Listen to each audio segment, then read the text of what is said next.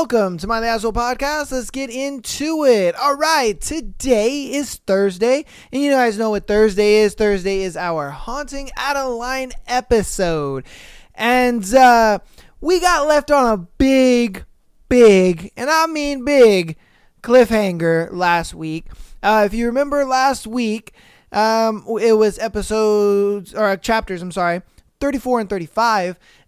In chapter 35, after, their passionate fuck scene in 34, Zayd and Adeline were talking a little more, and, Adeline had some questions about why Zayd does what he does, and, what got him into that, what led him down that path, and so on and so forth. Then guess who came out?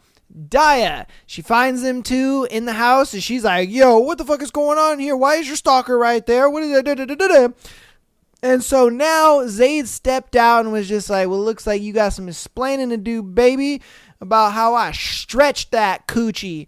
And so now Daya's like, explain, bitch. So we will get into that after our thread. If you remember on Tuesday, we did a thread of women, what is something that men say that they think is okay, but is actually really creepy. Now we're going to flip it onto the other side, and we're going to go men. What is something women say that they think is okay, but it's actually creepy? So let's get on into that thread. After the thread, we'll get into Haunting Adeline, and that'll be that. Thank you guys so much. I'm going to do announcements now. That way I don't have to do them later, and then we'll be able to get into Haunting Adeline faster, okay? So, patreon.com/MyTheAssholePodcast. $3 a month gets you an exclusive episode every single Friday, as well as being able to send in your scenario to be featured on Tuesdays and Sundays shows. If you would like to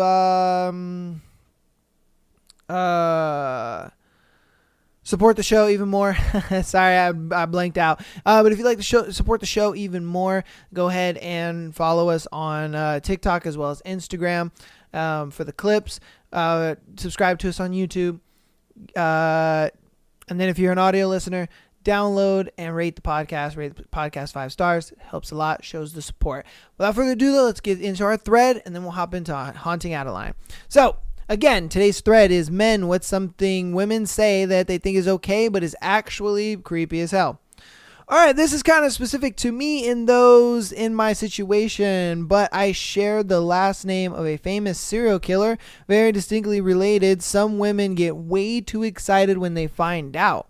Okay, the amount of true crime fans who asked me on a date / said yes when I asked because of that has meaning. I literally have taken it off Facebook and don't tell people at first. Even a few months in, I've gotten, haha, LOL, I only dated you because it would be wild to be Mrs. Serial Killer's last name. It's creepy. It makes me feel worthless. And yes, I know every detail of what he did because of the course I do. Everyone sends me the link every time there is a new docu-series out. Please don't add my last name to your Facebook just because we are dating. No, I won't fuck you while we watch the docu on him. Special shout out to Women in Psych 101. Okay. I didn't think that would... I mean, I know, there are a lot of women out there that love the whole serial killer thing, and they love to watch the documentaries and all that kind of stuff. But I didn't think a guy with their last name would be a thing that would make them want to date a guy. That's news to me. Oh, that's an interesting one, though. I'm bald. Damn, sucks. And was the only man who worked a front-facing position at a local clinic in town with an aging population. The older/elderly woman constantly wanted to rub my head or be very inappropriate in general when speaking to me. The woman in the office laughed about it until I pointed out how I would always step in and cover for them or drive off the creepy guys for them. And this was no different. Don't get me wrong, the creepy men said and did far worse things to those women than the old women ever did to me, but they still made me uncomfortable. That is weird. That is weird. They're like, damn, boy, I like to rub that bald head. I got some lotion in the car. They're like, what the fuck? I have large hands. Ring finger size is 16. And I had a lady tell me once that I had a sausage fingers and that she wanted to sit on them. Okay.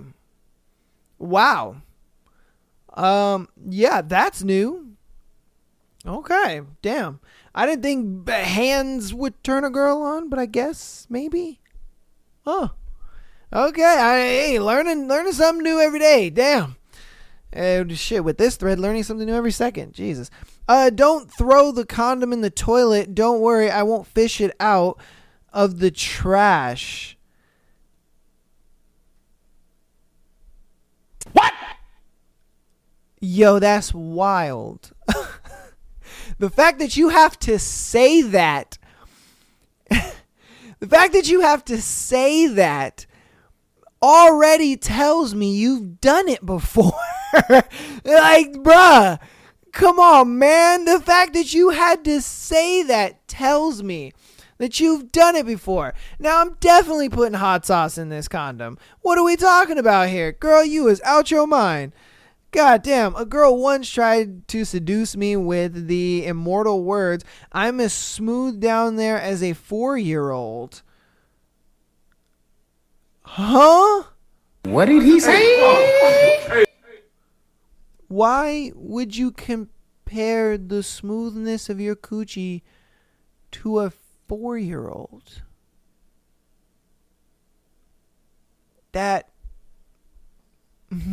okay. I mean, I get it. Some guys, they'll get a boner off anything, 100%. But I couldn't get hard off of you saying a 4-year-old. I'd be like, huh? That's concerning. All right, man, damn. Let's see. When they proudly say they are crazy and want a guy who can handle that. Oh, God. Oh, God. I'm like, I have to handle you? No, thanks. No fucking thanks. You know what I mean? Like, no thanks. I do not want a crazy girl. I don't want a girl who I have to handle. Fuck all that, man. That tells me headache.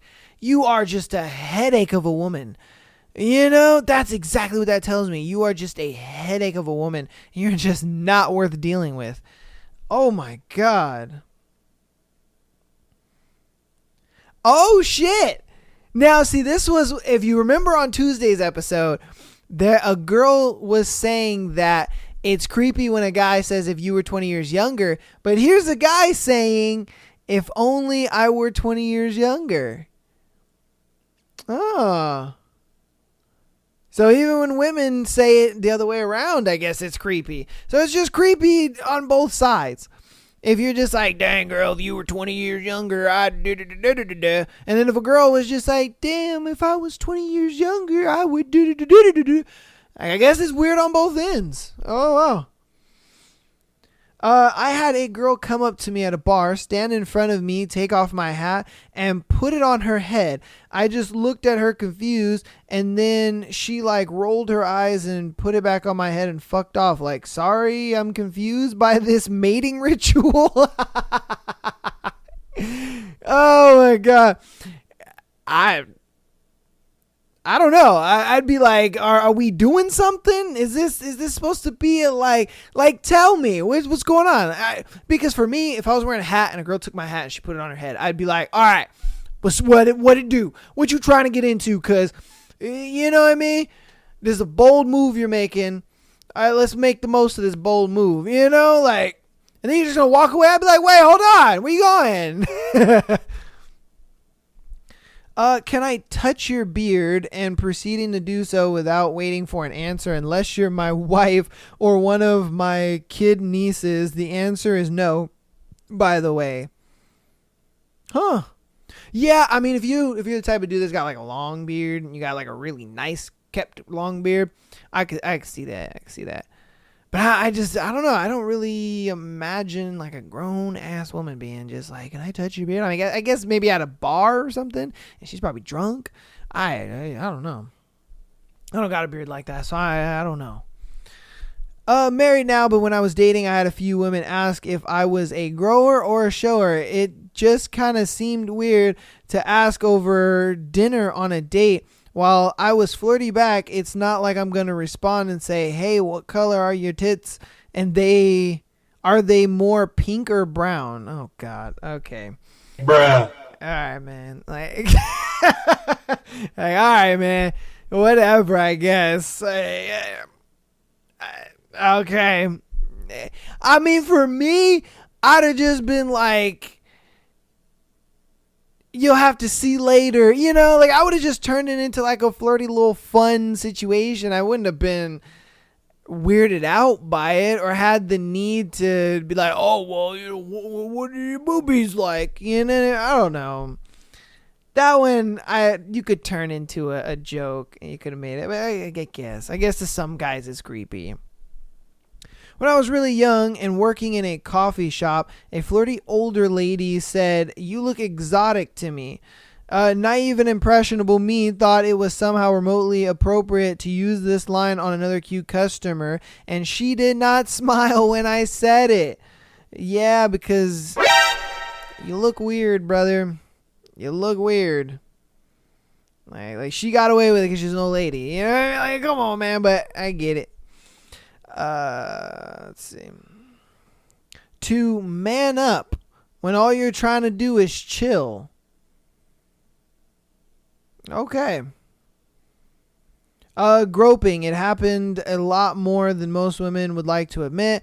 I can't count how many times I've had my butt, dick, and balls groped by drunk women. I ain't gonna lie to you, bro. That happens at the nightclub a lot. All right. In the few times, I mean, I've probably gone to a nightclub maybe, I don't know, 5, 6, 7 times. I don't go a lot, okay? Even to me, that's a lot, if I'm being honest with you. But I would go, if it's like a birthday occasion or, friends want to go, whatever the case may be. And all the times that I've gone, it's just like, I'm just, dancing, jamming, doing my thing. A lot of times I'll be a little drunk or, I'll be a little faded or whatever. But it's like, you'll just be like dancing and whatnot. And then a girl comes by and she'll just like hand on your chest and then right down your dick. And you're just like, ah.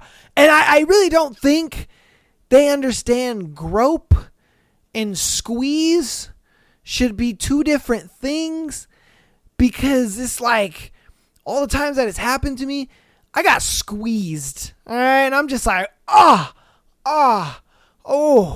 And only my guys out there kind of understand this pain, where it just feels like pit of the stomach pain for a second.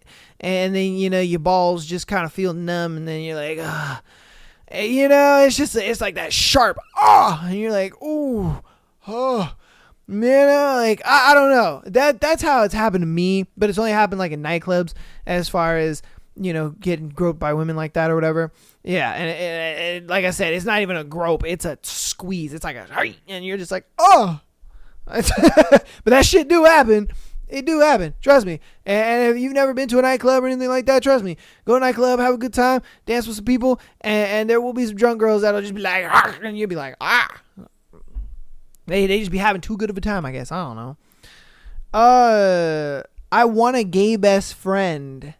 No, I'm not a fucking accessory. So I take it he's a gay dude, and he can't stand when girls are just like, I want a gay best friend. It's like, bitch, what? You're only my best friend because I'm gay? Is that what you're telling me here? Is that the stipulation of your friendship? I got approached by a woman at my friend's birthday party. This woman was mid-50s and I was 40 at the time. She is married with an adult daughter who was there. She approached me and said I was attractive, and I thanked her. She proceeded to continue to hit on me and then commented on my pecs and grabbed them.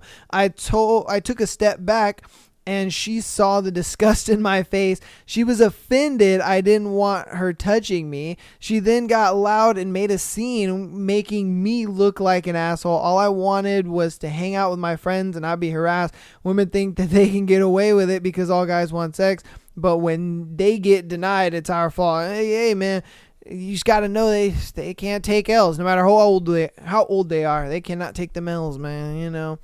That's why you just be like, no thanks. No thanks, you know. All right. Had a girl at a bar tap me on the shoulder and say, "I love black guys. Do you like white girls?" While grabbing my stomach before, so that was kind of creepy, I guess. I mean, if you a black guy and she asking you like white girls, I mean, that's a recipe for a good night. All I'm saying, man. That one I don't think is too creepy. I mean, unless you were dating somebody at that time and then you were just kind of like so taken aback by it, you know, because you like, I'm out here to have fun with the boys. I ain't really out trying to do all that. But even then, I mean, that's a white girl trying to get in some trouble. You know, she like put a little chocolate in my milk. You know, I'm just saying. I do you, brother, but I'm just saying, you know, when a cute little glass of milk said, hey, put a little chocolate in that shit, I mean, who am I to say no? I'm just saying. But I can get how that's kind of creepy because I think a lot of Asian women get that nowadays where a lot of guys are kind of like fetishizing Asian women. So I get it. Yeah, it's cool. Especially if you're a black dude that really ain't into white girls like that, which, nigga, you rare. I'm just saying. They out there, but it's like you rare as fuck, but he might be one of them dudes. Let's see. All right. Bragging about how proficient they are at stalking people on social. Yes. Ladies, you think dudes, you know, like, trust me, guys, that's probably like a top 5 ick. I'm not going to say a number 1, but that is a top 5 ick when girls are just too good at stalking people on social media. Like, if you're good at that, be good at that, but don't say you're good at it. And the reason I say that is because if I'm being honest with you, I'd be scared to date a girl like that. You know, because I would feel like any person that I talk to or any person that I'm friends with, she is just FBI detectiving them the entire time. And it just feels weird. You're just like, dude, come on. You know, it just doesn't feel like there is actual trust there. It just feels like you're just constantly in a state of paranoia. Like, oh my God, who is this person? I must find out everything about them, you know. And sometimes they just take it too far. I've dated a girl like that once and it did not work out. I was just like, bro, you can't look up every fucking person that talks to me. You know, that like it'll be a thing where I'm at work and she'll see a female customer talk to me. And, you know, and I have a conversation with them simply just because they're a regular. You know what I mean? And it's like she wants to know everything under the sun about that girl. I'm like, dude, she's just a regular. I don't know. Like, yeah, that could get a little too much. Yeah. You're well trained. Whenever they see me do dishes, vacuum, or laundry, like I've been trained as some manservant, or they just expect husbands to be another child. I mean, it's called being single. It's called being a bachelor. like if I'm being honest with you, like, dude, yeah, like when I'm single, bro, I gotta cook for myself. I gotta clean my place, and I gotta know how to do my own laundry. Like, what the fuck? Now, see, a thing about it is like when a guy knows how to do these things, but you know, it feels really warm inside. And it feels really nice when like your girl does it for you, because it really shows that like, damn, my girl loved me. Like, she got me. Da da da da. And so that to me is why I like when a girl does it for me. I don't like when girls cook for me. I think I think a lot of girls are really bad cooks, if I'm being honest with you. I'm sorry. It's all the girls I've dated, if I'm being honest with you. If you're a good cook out there and you're a female, then great. But all the girls I've dated are trash at cooking. Let's be so I cook. But, it's just one of those things where I'm just like, yeah, as a single dude, you're going to have to know how to do those things. And if you don't know how to do those things, that's red flag. And girl, do not date that guy. You know what I mean? Like, ladies, if you want to really know if a guy is going to be a good dude for you, definitely see if he cooks, he cleans, and he does his own laundry. If he does those 3 things, and he does them well, mind you, and he does them often, but he does them for himself, then you got a well-rounded guy. But if this guy, he says he has his mom do it, or he has a sister do it, or, he doesn't get around to it all the time, whatever the case may be, bam! Nope, that's your time to go. Because that already tells you that dude, he can't do shit. He can't do shit for himself. You know what I mean? Like he's expecting you to do it. It's not a thing where he wants you to do it because it makes him feel loved. You know what I mean? Us guys that do it for ourselves, when our girl does it, we're like, oh, damn, my girl loved me. I can do it, but it's amazing when my girl does it. But if he doesn't do it already without a girl, he's expecting you to do it. You know what I mean? And that's where it's that whole like, oh, she starts to see you as a child, because it's like, that's what you are. You can't do it. You don't know how to do your laundry. You don't know how to do dishes, and you don't know how to fucking clean your place up. It's like, dude, if you don't know how to do those 3 basic ass things, you really shouldn't be dating. If I'm being honest with you, man. You got other issues. God damn. Talking about how a young or infant boy is going to be sexy or a ladies' man. Like, you seriously sound like a creep, and I'm being polite by using creep. Once, while waiting tables, another server wrapped her arms around my neck, stared into my eyes, and said, "Is it bad that I want to fuck someone besides my boyfriend? Like, what in every hell? What the hell?"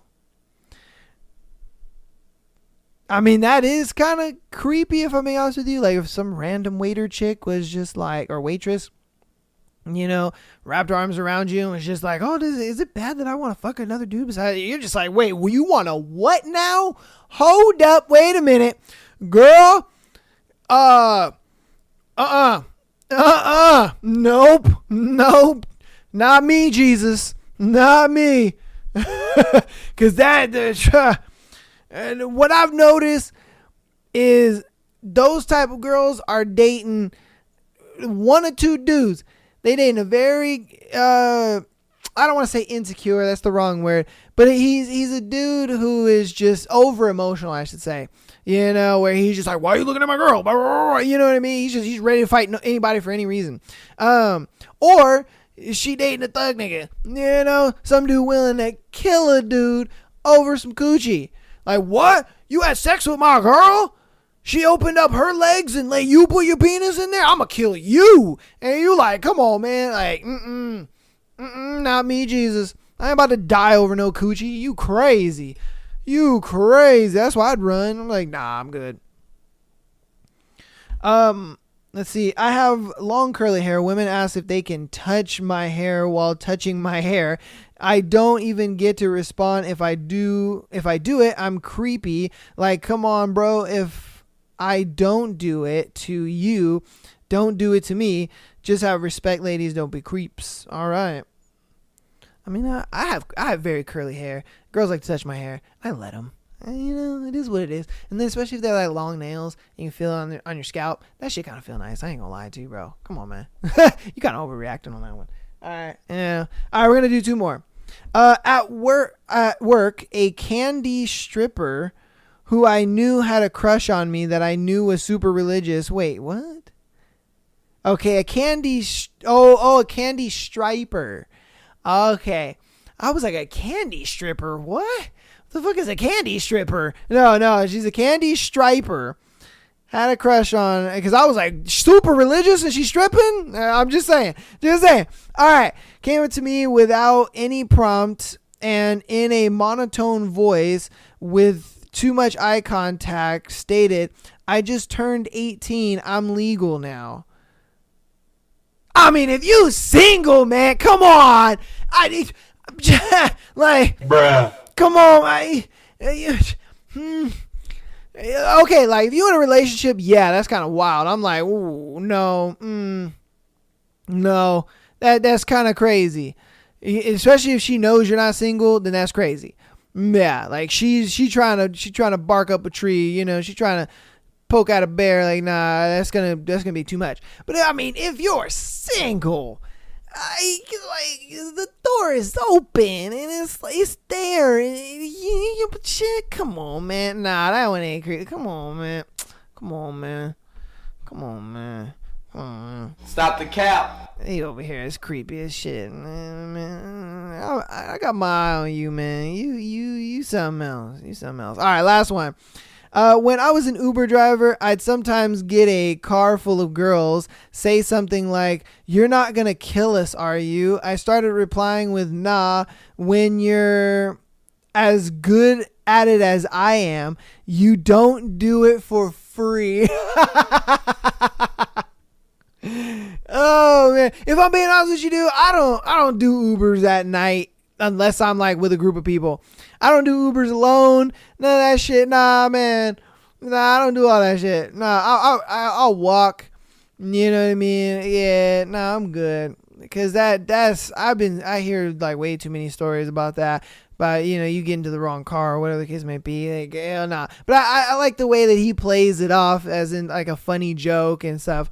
You know, that's at least he's lighthearted to it. Because, man, I can get how that could be creepy, though. Especially if you're just some random dude and you're just like, look, man, I'm just trying to get paid, okay? Leave me alone. All right, that's gonna go ahead and be that thread. That one, it was, if I'm being honest with you, it was half and half. Like, some of it was creepy, some of it was like, all right, bro, come on, man. Stop the cap. That wasn't really creepy. You just trying to do something. I don't know what it is.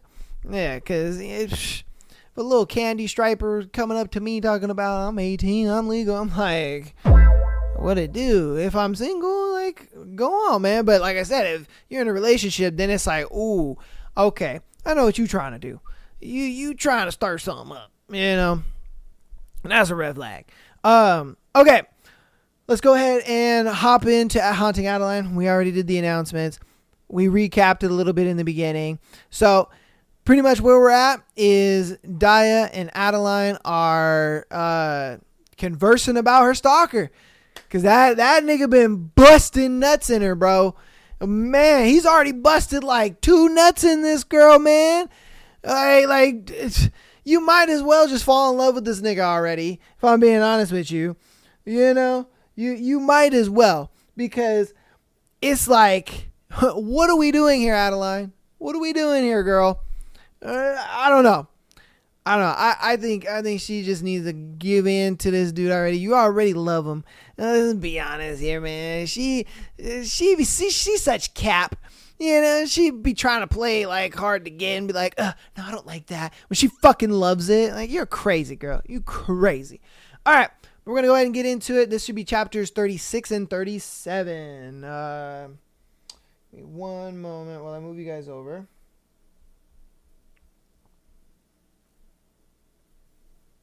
Chapter 36. The Manipulator. I looked down at my hands like a scolded child. After Satan's affair, I had admitted Zayd and I had sex. But I still didn't confirm his identity to her, and she hadn't asked. I think she was too concerned with my mental health to think about it, rightfully so. Regardless, if I had just been upfront and told Daya that I couldn't share details about Zayd and Mark, I think she would have learned to accept it. It was lying to her that hurt her most. She followed me down to the kitchen, her anger a heavy gaze burning into the back of my head the entire way, and now she glares at me from across the island. How long have you known? And why are there men stationed outside the house? And he trusts you to tell me what? I bite my lip. For a little while. I confess. Look, I didn't say anything because his involvement with Mark is top secret. I didn't want you to keep asking questions that I wasn't sure I could answer. It wasn't my story to tell, and what he's doing is incredibly sensitive. Did you know who he was when I asked you about him before Satan's affair? I cringe and nod my head, confirming what she already knew. Hurt flashes in her eyes, and all I want to do is cry. The guilt I've been carrying for lying to her bleeds from my pores. She blows out a breath and nods, accepting my answer for what it is. Okay, fine. Can you tell me now? I go on to explain Zaid's current mission outside of bringing down pedophile rings.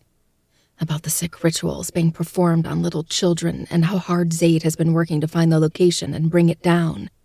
Daya listens attentively, face souring as I explain the horrific things being done to innocent children, aside from being tortured and trafficked. As if that wasn't fucking bad enough. I'd like to say I'm surprised, but I'm not.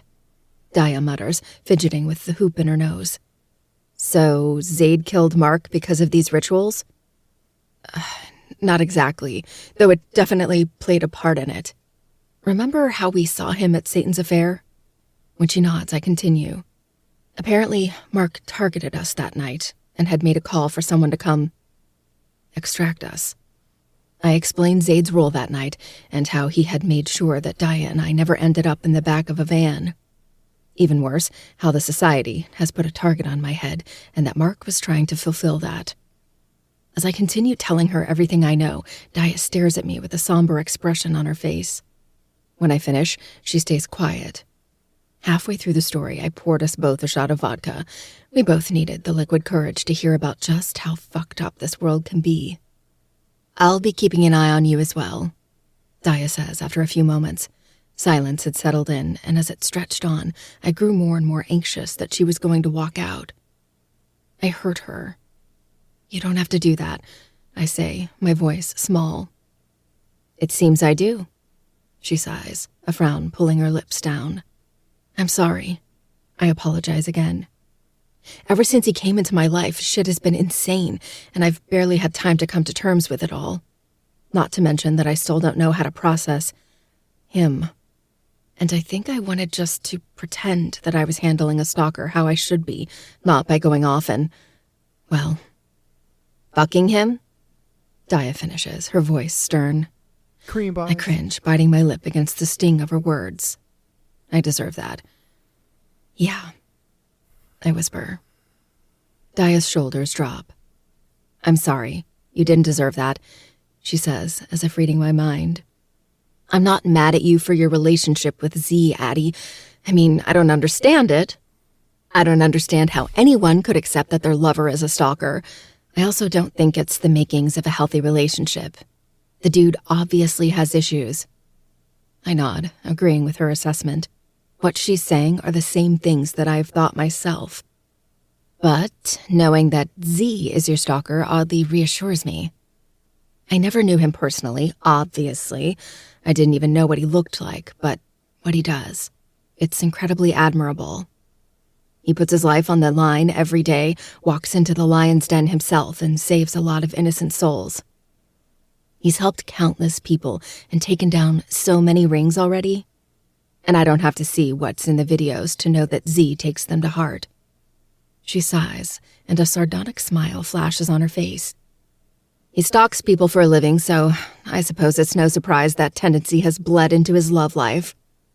I make a face, showing her how unimpressed I am with him not keeping his work habits where they belong. And I get why you didn't tell me, she admits softly. Mark put you in a pretty shitty situation to begin with, and I understand more than most how delicately that situation needs to be handled. I would have understood if you had said so from the beginning. She shoots me a look. But I get it. You're not used to this dark corner of the world, so I can't expect you to know how to deal with it all. My body relaxes with her acceptance, relieving me of some of the weight resting on my shoulders. I can't stand when Daya's mad at me. I'd take Zaid pointing a gun in my face over my best friend's anchor any day. Daya, I just want you to know it wasn't because I didn't trust you. And I'm so sorry I lied. Getting involved with Zaid really tests my morals, and I still don't know what to think of everything. Falling in love.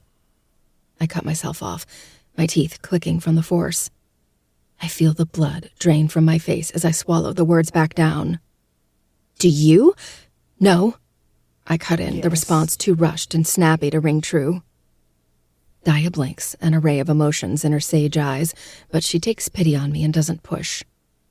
Well, whatever the case, I guess I can't blame you for not being able to resist him. She flashes a toothy smile. He is really hot, and you really needed to get laid. I find a random envelope sitting on the island and whip it at her in response. She cackles, dodging the envelope. Dick, I mutter, increasing her laughing.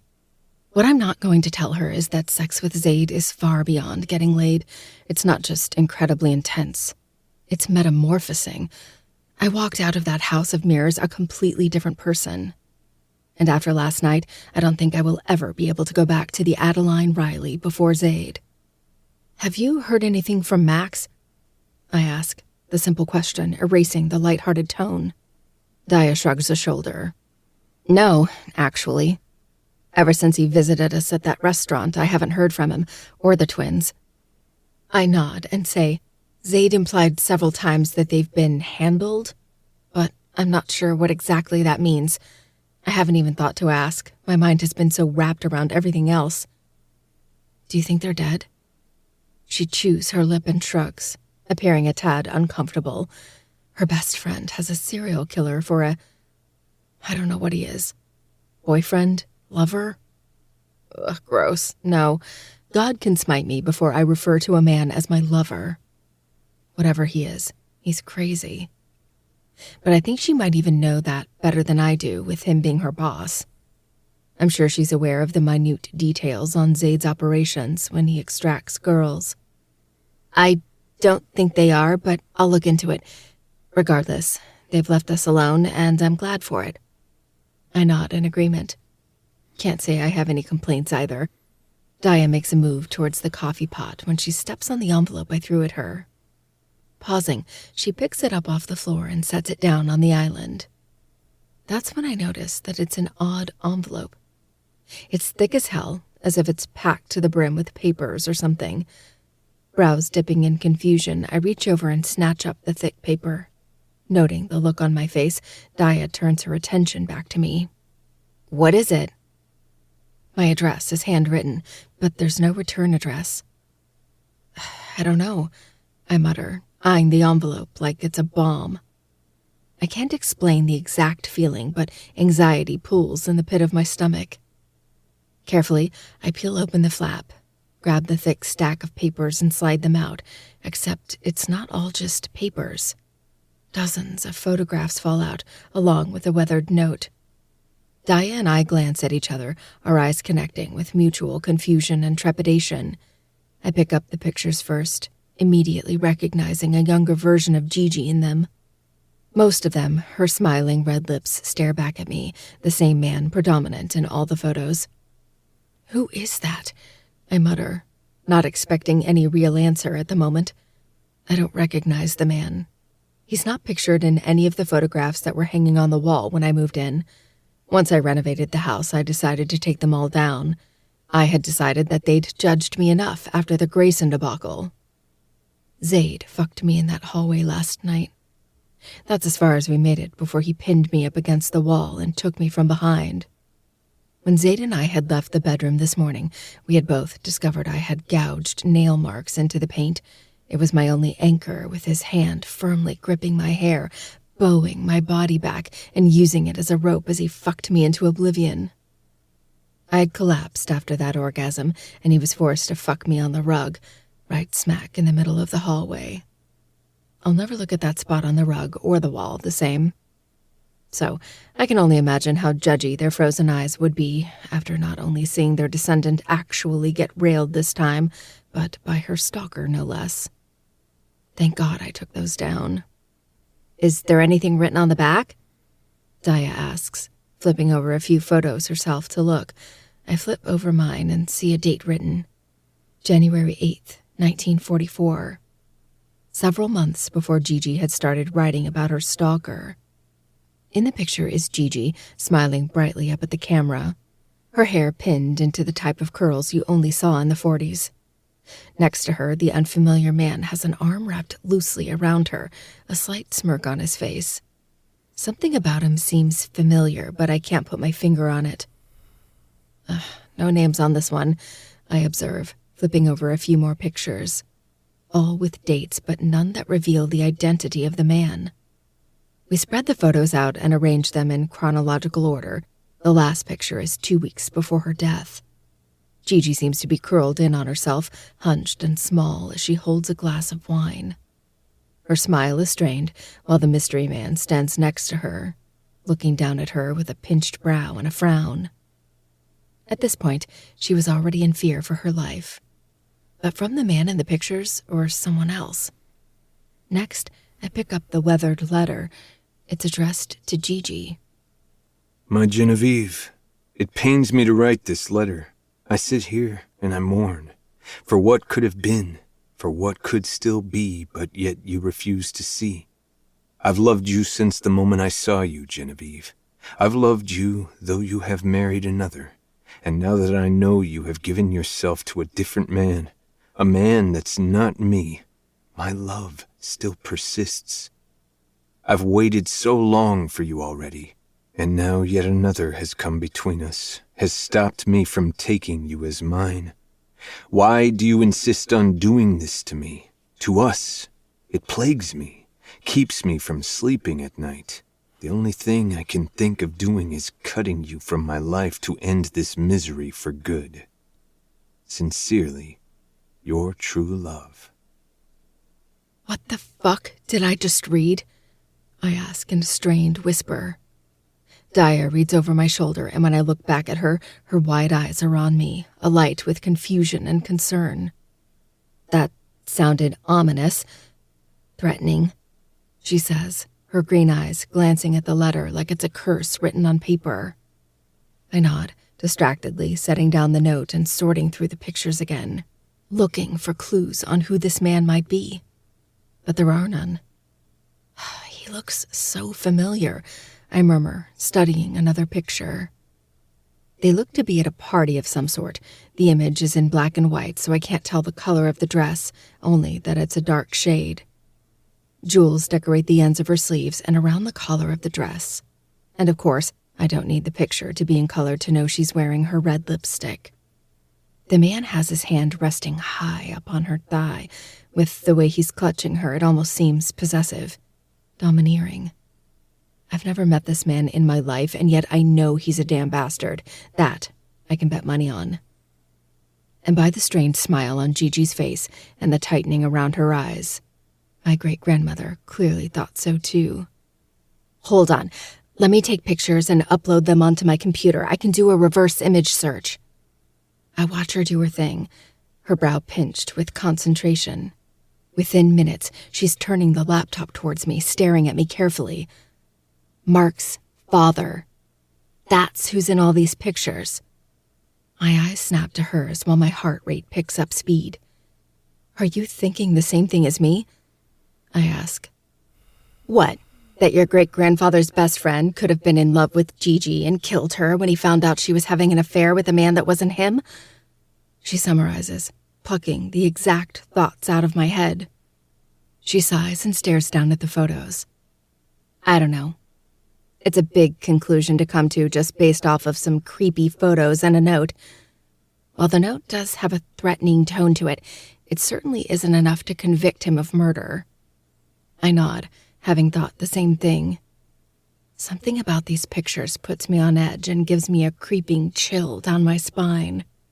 As much as I revolted against Gigi's diary and how she fawned over her stalker, it never gave me a bad feeling, the way the note and pictures do.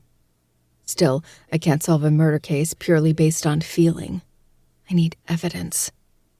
Logically, Gigi's stalker is still more likely, but that doesn't mean Mark's father being the murderer is out of the question.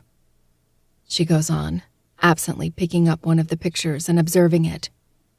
I see motive in this note, so even if it's a small chance, I think we should still look into it.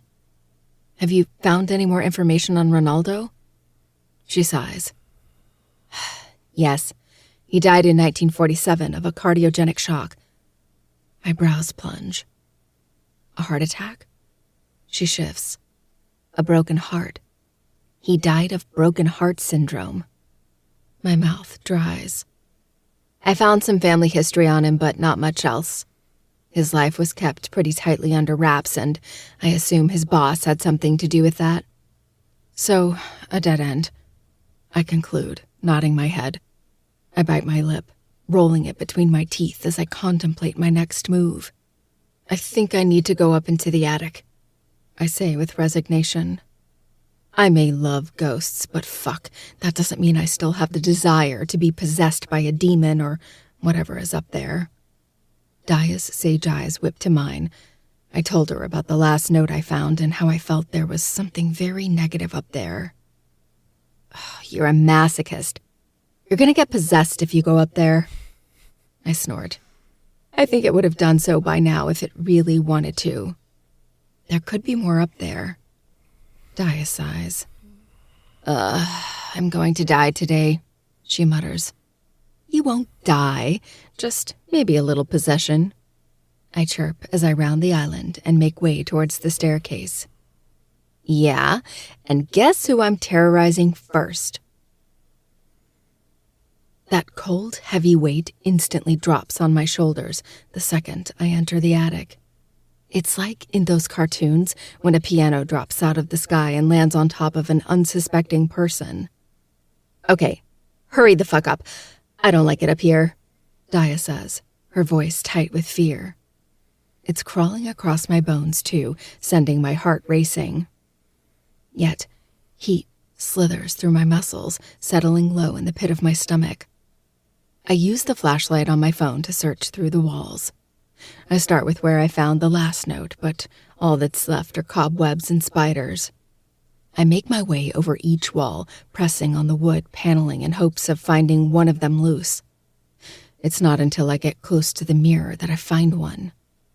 The wood rattles beneath my palms, and with the heavy feeling surrounding us, I waste no time ripping the wood from the wall.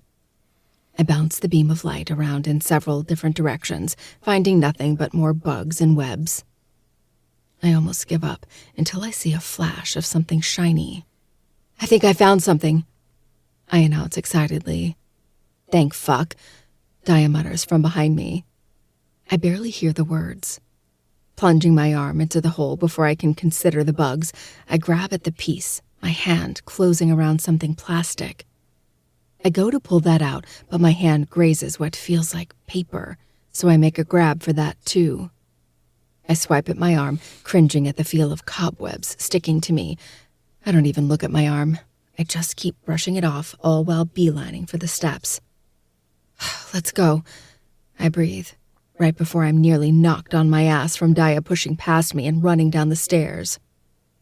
Whatever is in my hand, it's something big. I'm as sure of it as I am of the eyes on my back watching me leave. Slamming the attic door behind me, I lean against it and heave, shaking out the bone-chilling cold that seems to cling to me like glue. I'm never going up there again, Daya says, panting. I don't think I want to either, I say. Finally, I look down at my hand and see a Ziploc bag with a gold diamond-encrusted Rolex in it, and blood streaked across the plastic. And the note in my hand is a quick scrawl that says, "Hide this. No one can know I did it. Remember that." Holy shit, I breathe. Let me see it. We can't touch it or we'll get fingerprints on it, but those have serial numbers. I can probably trace that back to its owner. We rush down into the kitchen, the demon residing in my attic forgotten. I find a pair of spare rubber gloves that Daya and I used when we were cleaning out the house. She snaps the gloves on and carefully pulls out the bloodied watch. I don't want the blood to flake off, but I need to remove the bracelet in order to see the serial number, she murmurs, handling the watch piece with care. Do you have a thumbtack? I whip around and open up the junk drawer in my kitchen, confident I have one somewhere. After rummaging for a minute, I let loose a celebratory aha and hand Daya a blue thumbtack. It takes her a minute, but she finally gets the bracelet unhooked between the lugs of the watch. Motherfucker, she curses. What? Someone scratched at the serial number. It's barely legible. Dia looks up at me, disappointment radiating from her green eyes. I deflate, a frown tugging my lips down in defeat. I'm not going to give up. We're getting this blood tested, and I'm going to figure something out with this watch. Let me handle it? I nod, trusting Dia to figure it out. She's incredibly intelligent, and her resources on finding out information are astronomical. And then a light bulb goes off in my head. In those pictures with Gigi, Frank was wearing that watch. I pick through all the papers scattered across the island until I find the small stack of photos. Same watch, I reiterate, handing the pictures over. Dia peers down at the photos, a grin pulling her lips up. Now, we just have to prove it. May 8th, 1946. I'm going to die. He's coming for me. I can feel it in my bones. And all I can think of is Sarah, my sweet, sweet Sarah. She's only just turned 16, and she's so bright, so full of life. How do I tell her that I may not be around much longer, and I only have myself to blame? I've made so many mistakes these past 2 years. I should have done things differently. But it's too late. And my daughter will be the one to suffer the most. Oh, Sarah. What do I do when I'm going up against a man that feels he's been scorned? I'm just so tired. I think I'm going to lay down for a nap. Chapter 37. The Shadow. There's nothing you could have done. You can't change what has already happened, man. You can't save them all. I'm grateful for Jay. I really am. I don't trust many men in this field, especially to do a part of the job I have a very hard time relinquishing. But I can't be on the floor and have my face in a computer at the same time. And Jay has been more than efficient at helping with that side of the job. But what the fucker is not skilled in is making me feel better. He's trying, I get it. But I have a hard time appreciating his effort when it's taking all of mine not to go into Saviors and blow the entire place up. If it wasn't for the fact that there are innocent people who work there, or rather are being kept hostage there, I'd fucking do it. I was there. I sat with them, mingled with them, forced out laugh after fucking laugh, all while they were wearing the blood of another victim. A 24-year-old girl sacrificed on a stone altar to welcome the new members of a crazy, blood-obsessed pedophile club. Something I learned is that not only do the initiates paint themselves in bloody symbols, but the rest of the society too, to gain power, they say, and communicate with the weird entities they're obsessing over, the eternal rebirth. I'll never understand why. Innocent people must die to feed their delusions. I'll never understand the desire to hurt someone innocent. But that's what attracts them. That's what draws the devil to the angel. They want to corrupt, to hurt, to taint, to cause harm and suffering upon those that never asked for it. That's the sick thrill of it. She was 24 years old, Jay. I grind out through gritted teeth. She had a family, 2 mothers, 3 brothers, and a sister. She was loved. She was brought up in a good home by parents who loved her, and they stole her in a fucking grocery store and sold her to the skin trade and used her as a fucking sacrifice. Jay stays quiet, seeming to realize his standard feel-better responses are moot. I was there, and I did nothing to stop it. I open my mouth, ready to go on another tangent, when another call comes through. I glance at the phone and a feral snarl takes over my face. I have to go, I snap, hanging up the phone on Jay and immediately answering the call. Daniel, so nice to hear from you, I greet. Like a blanket being thrown over a fire, my tone is cool and collected. Zach, sorry to call so unexpectedly. I wanted to ask something of you. I lean back in my chair, rolling my neck, the muscles cracking loudly. My eyes never stray from the computer screen displaying the picture of the little boy who was killed in the last video. I'll never forget him, but gluing my eyes to his face reminds me that there's more out there in the same situation, and right now that reminder is the only thing keeping me from going ballistic. I need my wits. If I lose it now, I'll ruin what I've been working so hard for. What can I do for you? Consider it a preliminary initiation. We have our hearts set on what we'll be having for dinner this Saturday, and it's really special. We want to make sure this goes off without a hitch. So Friday, we decided to have ourselves an appetizer, if you will. My brows crease and a pit of dread forms in my stomach, like the sky opening up and releasing a torrential downpour on a drowning city. Without a hitch, I repeat, my tone dropping. Don't take it personally. Most men who are initiated have been around for years. We're all taking a gamble here, so my superiors thought it best we have dinner beforehand. The society is testing me. My mind is already racing with how I'm going to prevent a child from dying in front of my face without killing them all. Is that so? I say, my tone intrigued. All I ask is Friday night, you meet me at a dinner party I'm hosting. Friday is 2 days from now. My head spins as I try to figure out what Dan is planning. It's something evil, I know that much. What's the purpose of this appetizer? If Dan has a problem with my questioning, he doesn't make it known, and frankly, I don't give a fuck.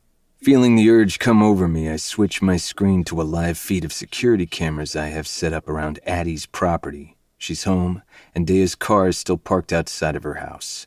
Later, I'll have to go over more training with her. I've gone over several things she should do if ever kidnapped, but I want to make sure Addie is fully prepared. Not because I plan on ever letting her be taken, but because I'm a realistic and logical person and understand that I can't control everything. I've been in this business far too long to know better. Getting taken can happen in a single second when you're doing the most mundane thing that every single person does every day. Walking to their car, walking in or out of a store, putting gas in your car, going on a walk in a park, and some even force bait to knock on your door and ask for help. Well, to get our fill before the main event, of course. We have the perfect appetizer, picked out just for you. One that resembles your own meals at home. It's safe to say you'll join me, yeah? My fists tighten until I hear the bones crack.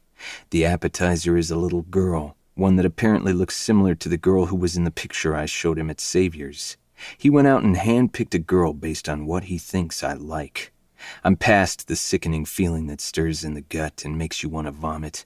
I'm seeing red now, the red of his blood leaking from his throat as I slice into it, the red flowing from his mouth as he slowly suffocates.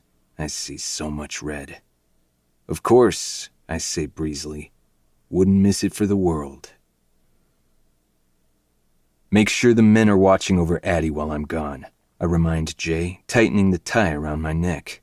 It feels like a goddamn noose, and playing nice with these men tonight is the proverbial bucket being kicked out from beneath my feet. Socializing with some of the most depraved men to ever live certainly feels like hanging myself from the ceiling rafters. They deserve to die, and instead I'll be drinking expensive whiskey with them and imagining all the ways I'm going to slaughter each and every one of them. Her house is being watched around the clock. Discreetly, of course, Jay assures from behind me. Doesn't feel good enough. Something I learned from when she was just a girl getting undressed in her room while I watched from afar through her window. I knew her skin was as soft as silk and that her pussy would feel like fucking paradise. But being so far away and only just watching, it wasn't good enough. And now her safety feels precarious. I have the best men in the world watching out for her, but if the society were to send someone after her, they wouldn't hire some lowlife off the streets. They'd hire someone just as trained to hunt and kill as the men circling the perimeter of her house. I spare a glance at Jay through the mirror, his shaggy black hair curled around his pale face as he fiddles with the plastic red rose on my nightstand. I don't feel particularly comfortable having him in my personal space, but Jay decided he didn't care and walked into my bedroom and sat on the bed anyway. Addie hasn't even gotten the chance to come here yet. I'll have to rectify that soon. I walk over to him and snatch the rose from his hand. His fingernails painted black today. Every time I see them, they're a different color. Never one to shy away, Jay prods. Is that personal? Where did you get it? I cock a brow at him, but he just stares up at me with faux innocence in his hazel eyes, patiently waiting. Whatever. My mother gave it to me a long time ago. She loved roses and had them all over the house. She gave this to me to always remember her by. My tone suggests that Jay keep his mouth shut.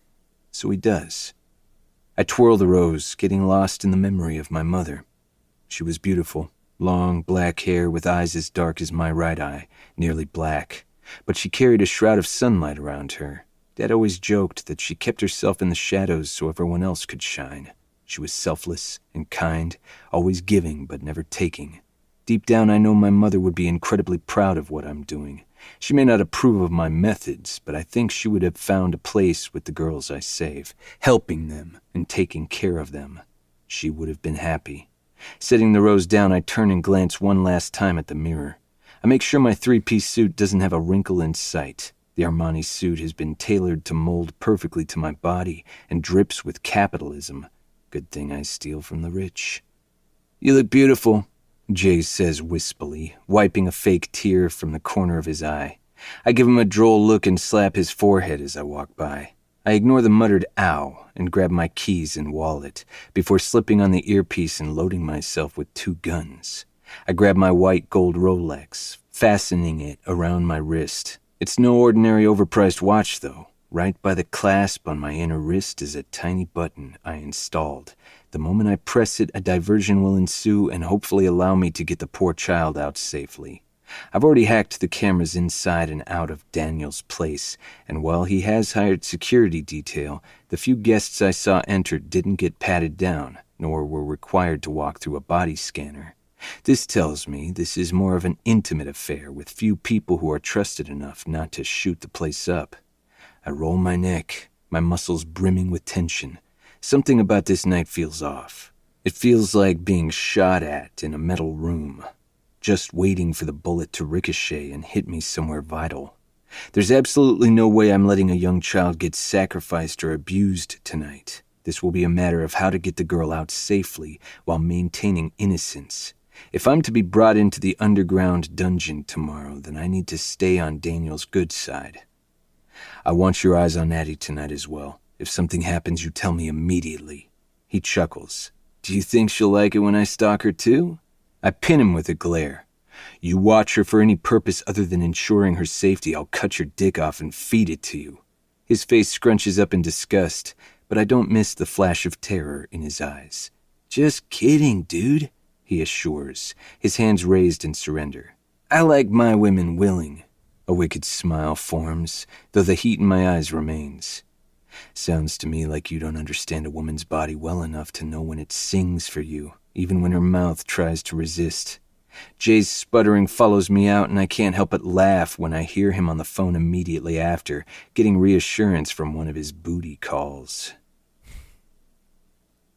So glad you could make it, Zach, Daniel greets, gripping one hand in a handshake and slapping me on the back with the other. Dan's house is just as ostentatious as any other person with a bank account sitting in the millions.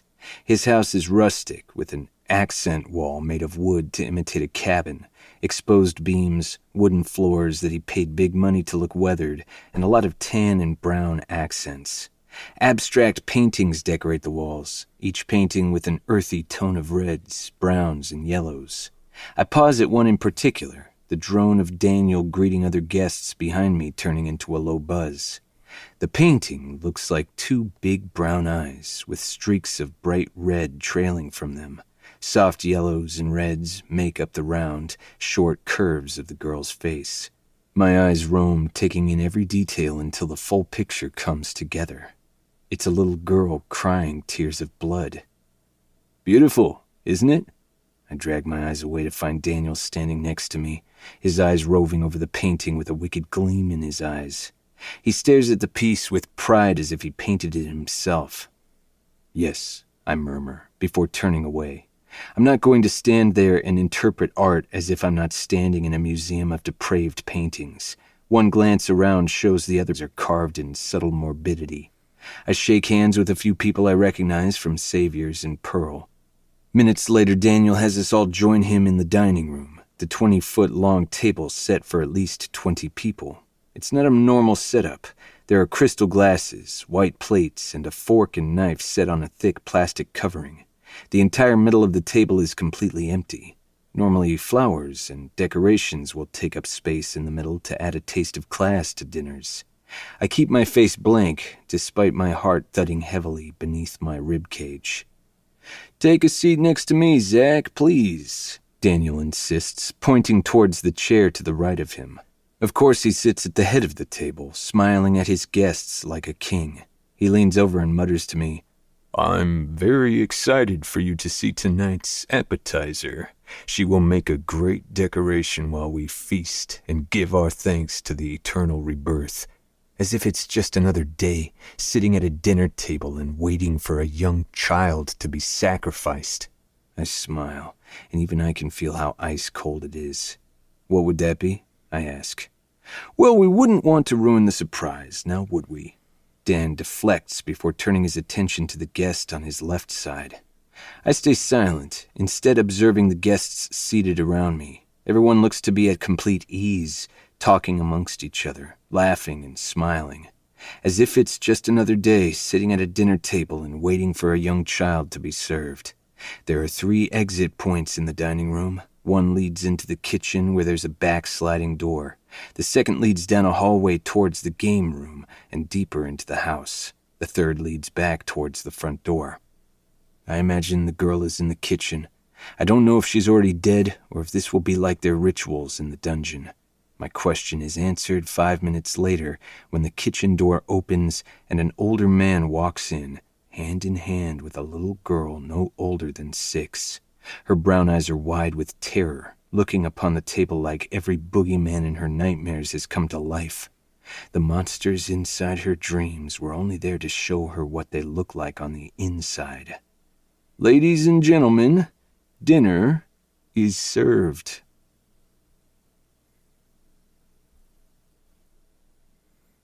That's crazy. Damn.